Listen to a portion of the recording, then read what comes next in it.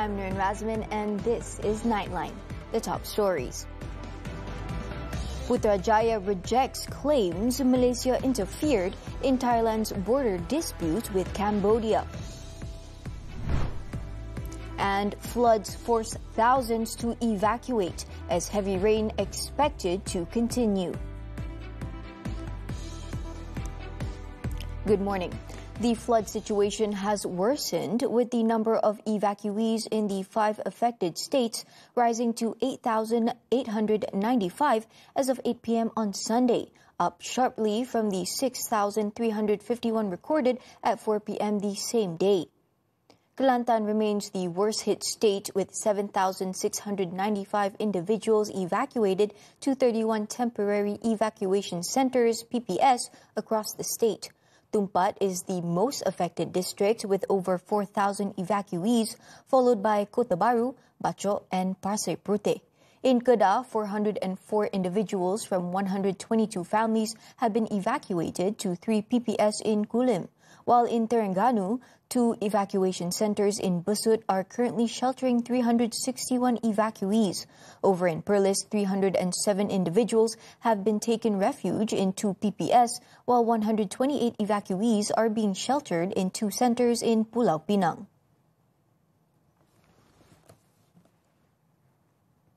Meanwhile, the Malaysian Meteorological Department, Met Malaysia, has issued a danger level continuous raining warning for 4 states until Tuesday. Several other states along the East Coast and in the Northern Peninsula are also under the severe and alert categories amid the current spell of unpredictable weather. In a statement on Sunday, Met Malaysia said the warning covers Kelantan, Kedah, Pulau Pinang and several areas in Perak, including Hulu Perak, Kuala Kangsar, Kintar and Kampar. A severe level warning was also issued for Perlis and several districts in Kedah, including Langkawi, Kubang Pasu, Kota Star, Pokok Sena, Sik and Baling. 4 districts in Kelantan, namely Jeli, Tanah Merah, Machang and Kulai Krai, are also affected, along with almost all districts in Terengganu and Selangor. Now, the government is intensifying efforts to bring Malaysians stranded in flood-hit Hat Yai back home safely. Deputy Prime Minister Datuk Seri Ahmad Zahid Hamidi said the efforts will involve various parties, including Thai authorities, the Malaysian Consulate General and the Foreign Ministry. Untuk kita memberi bantuan kepada mereka dan seboleh mungkin mereka mahu pulang cepat ke negara kita, dan mungkin kita sediakan kenderaan berat untuk mengangkut mereka. Zahid added that the Malaysian Consulate General in Songkla will provide regular updates on the situation of the affected Malaysians.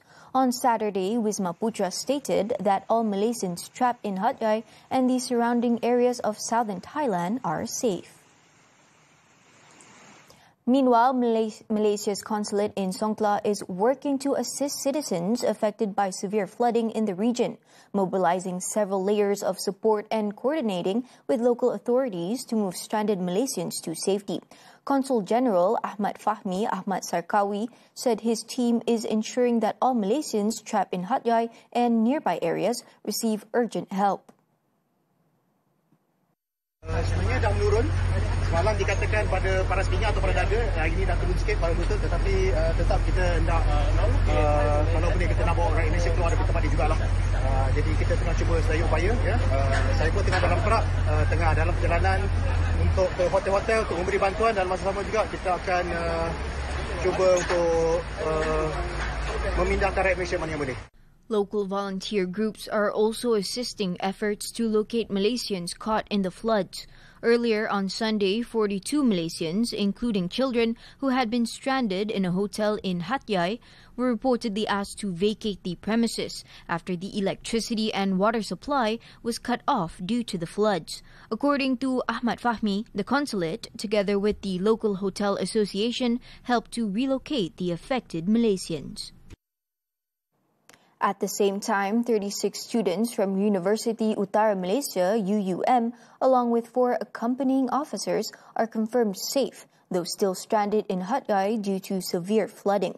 Rising floodwaters forced the group to shelter inside a hotel with no safe route available for their return home.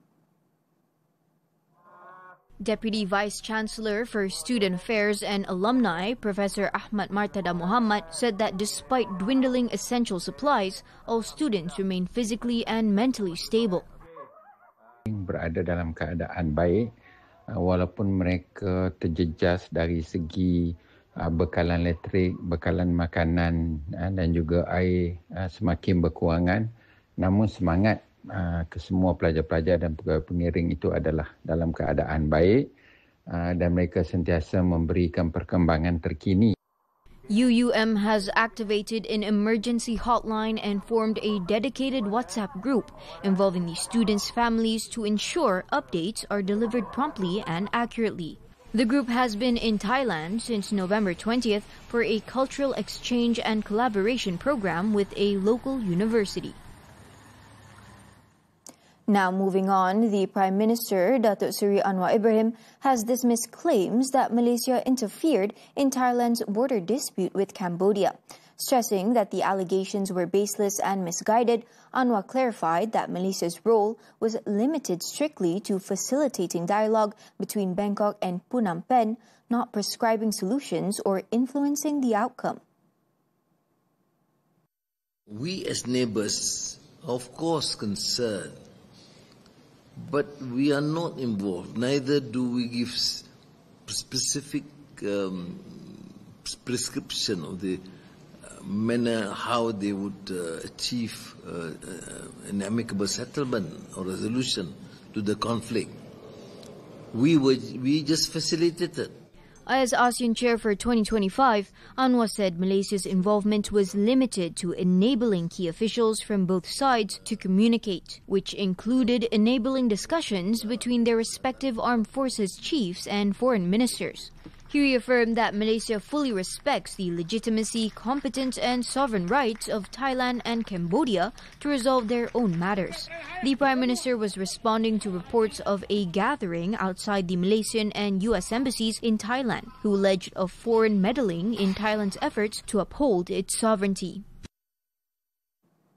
On the sidelines of G20 summit, Anwar revealed that Egypt has invited Malaysia to jointly organize an international conference on the reconstruction plan for Gaza. He said the matter was relayed to him by his Egyptian counterpart, Mustafa Madbuli. Dia minta kita menimbangkan cadangan untuk menjadi penganjur bersama sidang itu. Ya tentulah sikap saya apa saja yang munasabah yang mampu kita lakukan. Tapi biarlah Kementerian Luar dapat keterangan lebih terperinci. Anwar added that Madbuli also briefed him on Egypt's plans for the conference and Malaysia's potential role in the initiative. The Prime Minister welcomed the idea and voiced Malaysia's full support for efforts to organize such a gathering. Earlier, while delivering Malaysia's national statement at the G20 Leaders Summit, the Prime Minister underscored the need for proactive investment, pragmatic technological solutions, and accelerated adaptation measures in facing the climate crisis. He said these measures, aimed at safeguarding lives, livelihoods, and regional stability, are crucial to navigate a world increasingly shaped by climate and disaster risk. We have learned that resilience depends on anticipatory investment. That is why our region has built one of the most active disaster response systems in the developing world through the ASEAN Coordinating Center for Humanitarian Assistance, or AHA Center. Now, after having concluded his participation in the G20 Leaders Summit in Johannesburg, the Prime Minister has arrived in Kenya to begin his official visit to the country. The plane carrying Anwar and his delegation landed in Nairobi at around 5 p.m. local time or 10 p.m. Malaysian time. Immediately following his arrival, the Prime Minister attended a state banquet hosted by President William Ruto at the official residence known as the State House. On Monday, he will return to the State House for the official welcoming ceremony, followed by a one-on-one meeting with President Ruto. Anwar is also scheduled to attend the Malaysia-Africa Higher Education Forum in Nairobi, where he will deliver the keynote address and officially open the program. His official visit to Kenya is expected to strengthen bilateral and economic ties between Malaysia and the African nation, particularly in areas such as digital economy and housing. Malaysia and India will continue to strengthen and diversify their strategic cooperation to benefit the people of both nations. This commitment was reaffirmed during a brief exchange between the Prime Minister and his Indian counterpart Narendra Modi on the sidelines of the G20 summit. In a Facebook post, the Prime Minister said the two leaders discussed shared priorities and reiterated their resolve to expand bilateral collaboration, particularly in the areas of economic development, trade, education and emerging technologies. Anwar added that with mutual confidence and respect, Malaysia and India are well positioned to unlock the region's potential as a new growth hub, while ensuring that their long-standing partnership remains strong and resilient. The government aims to implement a ban on social media use for children under the age of 16 from next year. Communications Minister Datuk Fahmi Fadzil said the move is based on a cabinet decision to curb cross-age cybercrime, including protecting children from sexual predators. Kita berhasrat untuk hadkan penggunaan internet, penggunaan media sosial kepada semua bawah 16 tahun tak payah guna media sosial. Kalau dia mau guna, sekali dengan mak ayah. Kita boleh tunjukkan dia, okey, mau tengok TikTok, okey, you tengok, tapi you tengok dengan saya. He was speaking at the closing of a seminar on cyber fraud awareness in Lembah Pantai on Sunday. The minister added that beyond the Online Safety Act and the Communications and Multimedia Act, the government is also studying enforcement mechanisms being used in other countries. One of the mechanisms being considered is requiring social media platforms to implement a registration process using official identification documents such as MyCard, Passport and My Digital ID.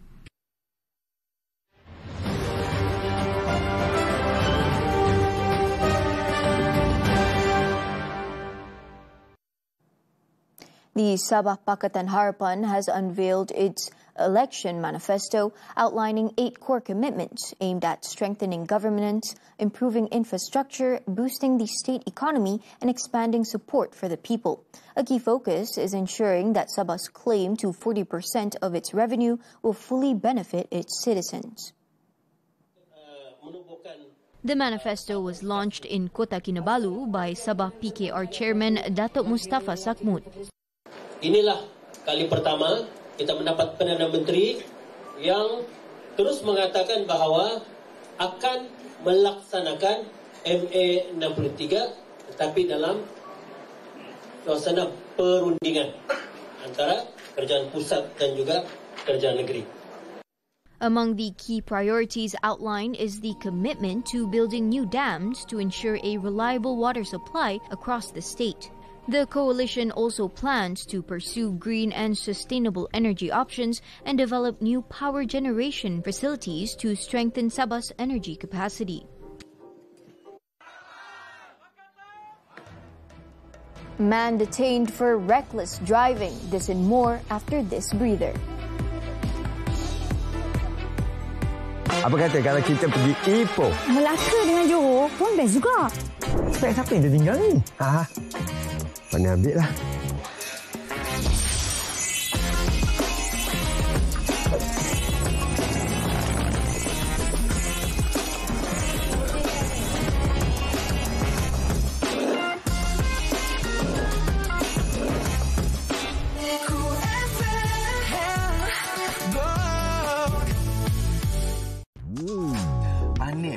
sebagai ibu dan bapa jangan terlalu manjakan anak. Tapi sekarang rotan tak boleh, cubit tak boleh. Macam mana nak disiplinkan mereka? Cucuk untuk kurus, jalan pintas untuk nampak cantik. Berbaloi ke? Status perkahwinan yang meragukan. Jangan ambil mudah. Boleh beri kesan kepada nasab keturunan dan hal ehwal warisan. Customer is not always right. Ketahui hak anda sebagai pekerja kalau pelanggan ambil kesempatan dan melampaui batas. Isnin hingga Jumaat jam 10 pagi. Hanya di TV3 dan ditonton. Dias ni dia fast learner. Dia ambil kira apa yang kita pesan. Dia jenis susah nak aku kalah. Kalau nak kalah tu dia tak puas hati lah. Paling happy masa saya kat Jakarta. Saya tak nak putus asa. Saya cek dalam Google, tak pernah orang dalam dunia lagi satu budak guna kasut paku. Saya dapat baca book of record menggunakan kasut paku. Saya tengok semangat anak saya susu agak dia boleh capai dia punya target. You are gila. You know what's gila? It's mental. No, you are the crazy one, alright? Tadi aku menikah lagi satu. Abah tak payah sorok perangai sebenar Abah depan bini baru Abah ni. Everything okay? Ya, okay. No problem. Sure? You bersumpah.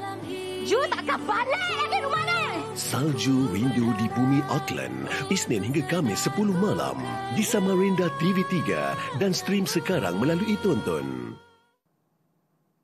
Welcome back. Now, online dating has redefined how Malaysians meet, from serious relationships to quick connections. But as more people turn to apps over traditional social spaces, questions rise over its impact on modern love, marriage, and even divorce. In this Nightline special report, I take a closer look at the pros and cons behind Malaysia's digital dating boom. Online dating has shifted the dating scene, with fewer organic connections at work, university, or through friends. A 2024 survey found nearly 60% of Malaysians aged 18 to 35 have used a dating app, with 1 in 3 saying it's now their main way of meeting people. And according to relationship coach Esther Koo, as dating apps have now become the new social space, swipe culture now has its own pressures. I think with the swipe culture, you have to face rejection. And most of us, we're just human beings. We fear rejection. So I think it really affects a lot of the mental health of singles looking for a relationship. Esther said many users enter relationships quickly, but may neglect the deeper work needed to make them last. When people get into a relationship from the online dating app, and they realize, oh, I got what I need now, I'm happy, and they let go of building those essential relationship skills or communication skills, that's where there's a higher chance it leads to a divorce. Now, is online dating causing divorce? Records show that in 2022 alone, Malaysia recorded a whopping 60,000 divorce cases. However, family law expert Datin Fu Yet Ngo said online dating itself isn't the problem. Rather, it's how people use the platforms. Actually, online dating is just a mode of meeting people. It's just like people used to do it in the past. I think it's the nature of online apps for people to be able to try and meet another person without physically seeing that person. I think that has encouraged people to think that they could use those apps and abuse those apps. She said digital traces may catch cheating spouses, but the platforms themselves aren't to blame. No, I don't think online dating is the cause of marital breakdowns. I think these platforms online are what causes marital breakdowns.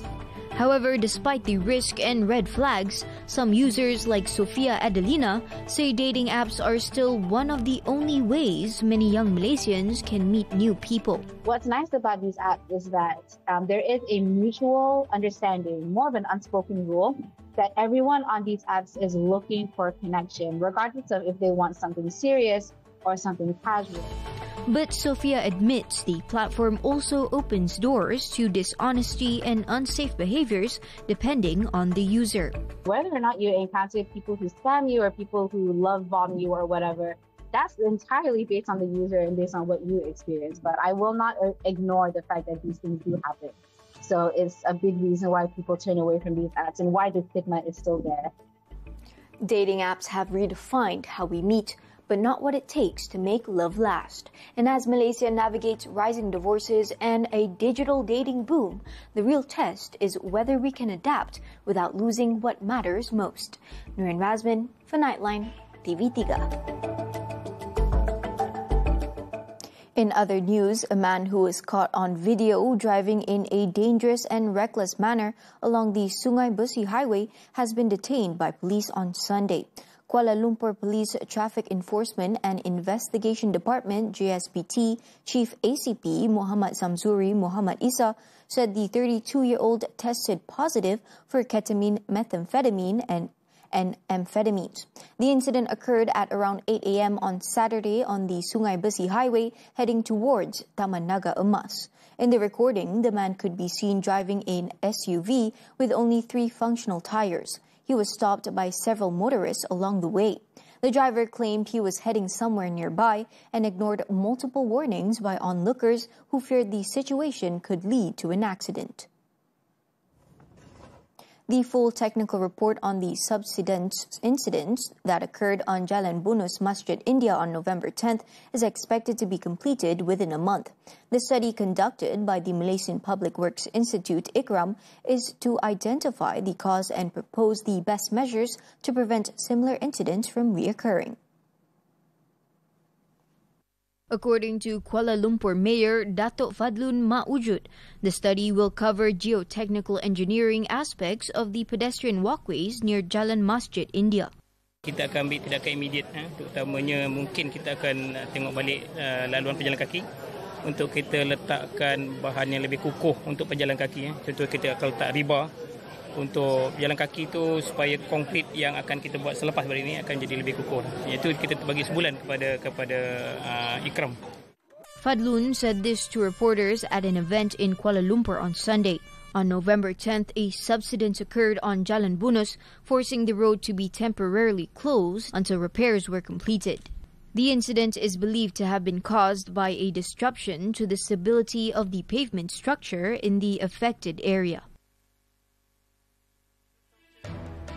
Another historic win for Tan Ji and Yi Wei. The details when Nightline returns. Dia ni dia fast learner. Dia ambil kira apa yang kita pesan. Dia jenis susah nak aku kalah. Kalau nak kalah tu dia tak puas hati lah. Paling happy masa saya kat Jakarta. Saya tak nak putus asa. Saya cek dalam Google, tak pernah orang dalam dunia lagi satu budak guna kasut paku. Saya dapat Masya Book of Record menggunakan kasut paku. Saya tengok semangat anak saya sesuai agak dia boleh capai dia punya target. Saya bukan nak kata apa Rumah mewah tu atuk saya. Hei, awak nampak macam pura-pura rendah diri tapi ada niat ni. Nasi ayam, kuih tiaw goreng, pulut kuning semuanya sedap. Jom, menu tapau kami bawakan Selasa nanti. Berdikari bukan tanda kelemahan. Jangan takut untuk hidup sendirian. Isu ranah wajib diselesaikan dengan baik. Jangan bergaduh, perbincangannya Khamis nanti. Kekurangan itu pelengkap bahagia. Pahit manis alam rumah tangga. Semuanya di WHI TV3 dan stream sekarang melalui Tonton. Wanita hari ini. 40 जोड़ों को जहां से आए हैं वहीं भेज दे।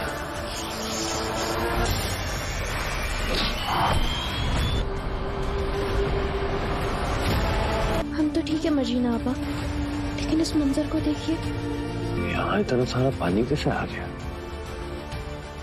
Alibaba, Dastan I Kabul. Setiap Isnin hingga Kamis 4 petang di slot Sonia TV3 dan stream sekarang melalui Tonton. Kalau tak salah ni kenapa sampai masuk paper ni? Sebenarnya kau tak kisah kalau aku ni merengkuk dalam penjara.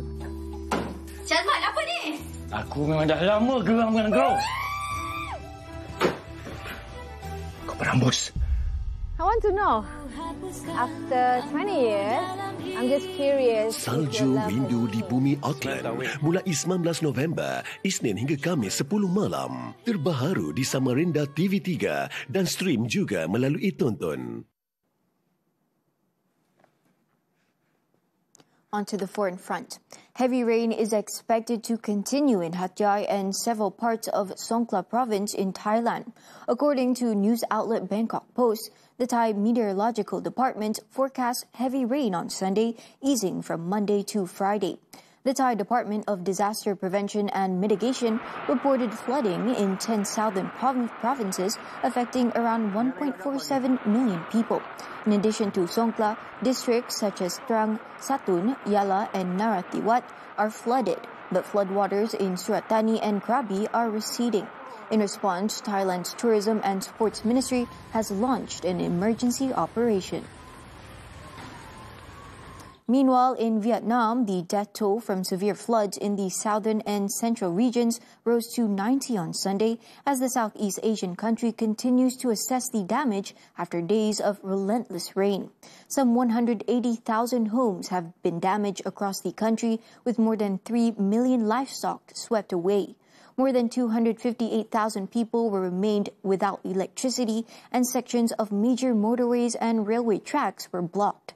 Tens of thousands of personnel were deployed to deliver aid to affected areas.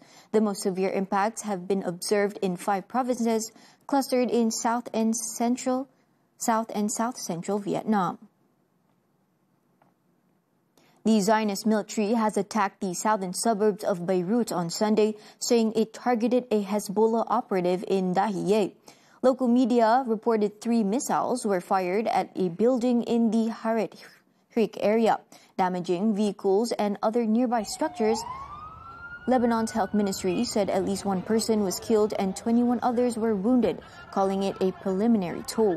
2 missiles were also fired at the building on Al-Arid Street. Israeli Prime Minister Benjamin Netanyahu's office said he ordered Sunday's strike in Beirut that targeted Hezbollah's chief of staff in its latest attack on a target in Lebanon, despite a year-long ceasefire between Israel and the Iran-backed group. Also, Israel has violated the U.S.-brokered Gaza ceasefire at least 497 times in 44 days, killing hundreds of Palestinians since the ceasefire came into effect on October 10th.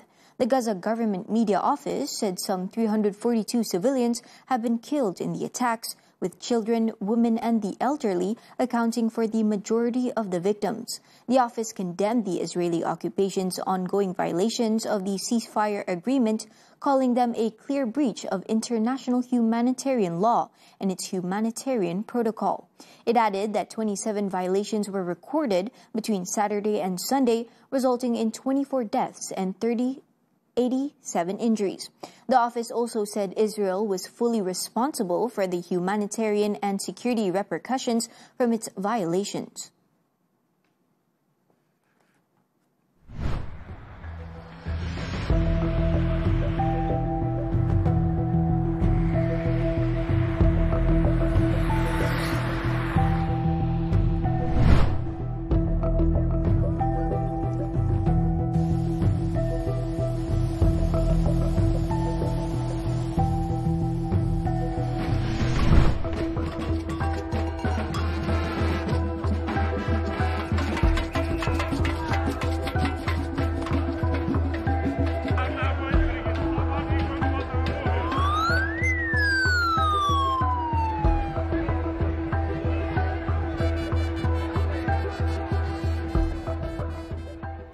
Now switching to sports, football, the Super League. 2 matches took place on Sunday.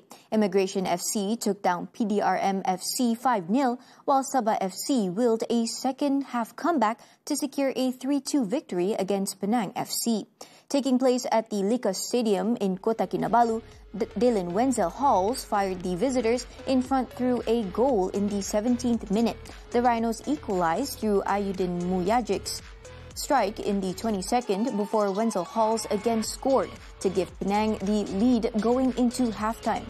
Jeffrey Chu leveled the score for the home side in the 56th minute before Daniel Ting slotted home the 71st, securing the 3-2 win for Sabah. The victory now puts Sabah in 9th place with 7 points.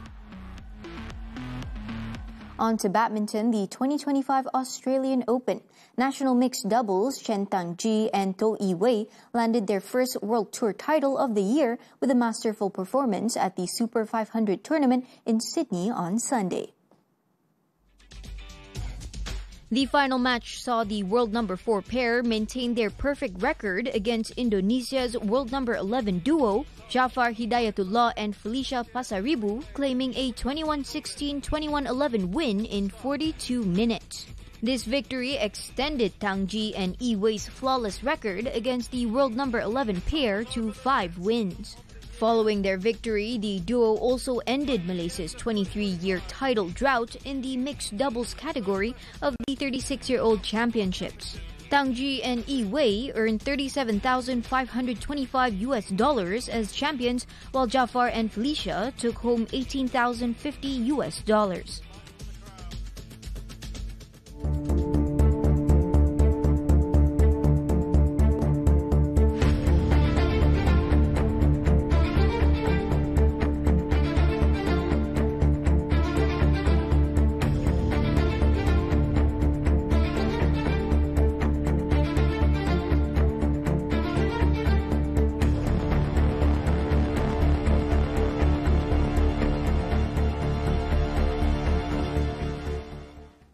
And that concludes Nightline this time around. Before we leave, let's take a look as snowfall hits Paris, turning Montmartre into an impromptu playground where people sled, toss snowballs, and build snowmen beneath the Sacré-Cœur in the early hours. With that, I'm Nurin Razmyn. Thank you for watching and take care.